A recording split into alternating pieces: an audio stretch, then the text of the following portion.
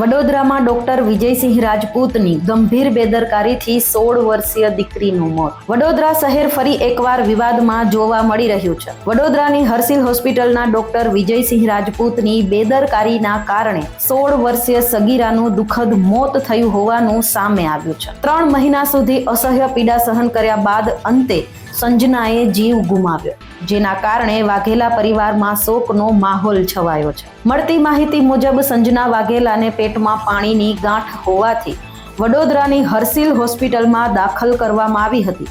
Doctor Vijaysinh રાજપૂતે operation કરવાની સલાહ આપી અને સર્જરી કરવામાં આવી હતી, પરંતુ આ ઓપરેશન દરમિયાન ગંભીર બેદરકારી દાખવવામાં આવી. ઓપરેશન બાદ પણ સંજનાને સતત પેટમાં થોડો દુખાવો રહેતો હતો અને 3 મહિના સુધી પરિવારજનોએ વિવિધ સારવાર કરાવી, પરંતુ તેની તબિયતમાં કોઈ સુધારો થયો ન હતો.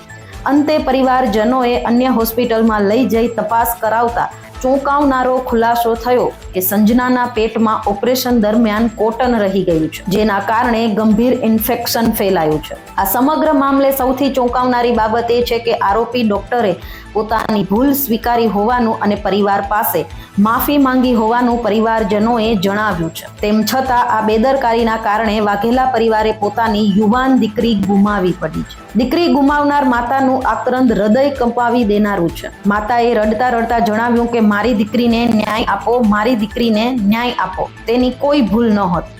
પરિવારજનોએ આ ઘટનાને બેદરકારી ગણાવી દોષિત ડોક્ટર સામે કડક કાર્યવાહી કરવાની માંગ કરી છે. આ મામલે વાઘેલા પરિવારે મકરપુરા પોલીસ મથકમાં ડોક્ટર વિજયસિંહ રાજપૂત સામે ફરિયાદ નોંધાવી છે. પોલીસે ફરિયાદના આધારે કેસ દાખલ કરી વધુ તપાસ હાથ ધરી છે અને તબીબી રિપોર્ટ તથા હોસ્પિટલના દસ્તાવેજોની ચકાસણી કરવામાં આવી રહી છે. પરિવારજનોએ સરકારને વિનંતી કરી છે કે આવી ઘટના આગળ ન બને તે માટે કડક પગલાં લેવામાં આવે. સાથે જ હર્ષિલ હોસ્પિટલને સીલ કરવામાં આવે અને ડોક્ટર વિજયસિંહ રાજપૂતનું તબીબી લાયસન્સ રદ કરવામાં આવે તેવી પણ ઉગ્ર માંગ ઉઠાવી છે. એને પેટમાં દુખ્યા કર્યું ને તો અમે લોકોએ સોનોગ્રાફી કરાવી તો એવું કીધું કે ગાંઠ છે. પછી અમે હર્ષલ હોસ્પિટલ લઈ ગયા, ત્યાં કીધું બતાવ્યું સોનોગ્રાફી ને ફોટા જોયા ને તો કે ગાંઠનું ઓપરેશન કરવું પડશે. તો અમે એવું પૂછ્યું કે સાની ગાંઠ છે, તો એવું કીધું કે ખબર નહીં, નીકળે ત્યારે આપણને ખબર પડે હાની છે હાની નહીં. એટલે પછી અમે એવું પૂછ્યું કે આપણે દવાથી આવતું હોય તો આપી દો, દવાથી મટતી હોય તો કે ના, છોકરીને ઓપરેશન જ કરવું પડશે.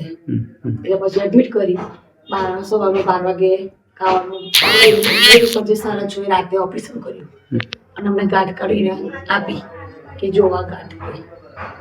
હું કેવી રીતના ચીરો પાડ્યો એ બી અમને નહીં ખબર, પેટ ના પાડ્યો એને બે પણ કરી નહીં કરી, મારી છોકરી બૂમ પાડી નહીં પાડી, કશી ખબર નહીં. મગરની ટોટી પણ નથી રાખી એને. મને એવું લાગે છે કદાચ બ્રેડ મારવા ગયો હશે ને એટલે મારા છોકરીને આંતરડામાં લાગે નથી, બ્રેડ વાગી ગયો હશે ને એટલે એને પંચ લોહી રોકવા માટે એને પંચ મૂકી દીધું છે અંદર કે તાકે લોહી બહુ બહાર નીકળે ના. એના આઈડિયાથી મને લાગે એવું જ કરે. અને હવે બી અમને જો અમને એટલો બી વિશ્વાસ નહીં, મારી છોકરી એટલી બધી કઈ જાડી એટલી બધી નથી કે ગાંઠ બી કદાચ હશે એટલી મોટી, એને એટલી મોટી ગાંઠ અમને બતાવી હતી તો જાણે એવું લાગે કે આટલી મોટી ગાંઠ અમને. હવે તો આ વસ્તુ નીકળ્યા પછી અમને લાગતું નથી કે કદાચ ગાંઠ નીકળી હોય, રૂપિયા ખાવા કદાચ ચીરો પાયરો હોય ને પંચ મૂક્યો હોય, એની પર કોઈ વિશ્વાસ નહીં. અમે ઓપરેશન કર્યું, કોઈ હતું નહીં, અંદર જોવા ગયા હતા, કોઈ કરતા એમના સ્ટાફ સિવાય કોઈ હતું નહીં. 3 મહિના દીકરી રીબાઈ છે, તે દીકરી જીવ બચાવી ના શક્યા. શું કહો છો એક માં ડોક્ટર સામે શું કરે? બસ એટલું જ કહેવા માંગુ સર કે બીજા મારી દીકરી તો ગઈ પણ કોઈની બીજી દીકરી ના જાય.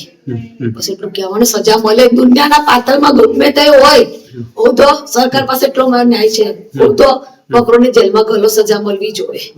બસ લાયસન્સ છીનવો, બીજું કશું માંગતી નહીં બેન. આવી જ અપડેટ્સ માટે જોતા રહો TV 17 ગુજરાતી, તમારી સાથે તમારી માટે.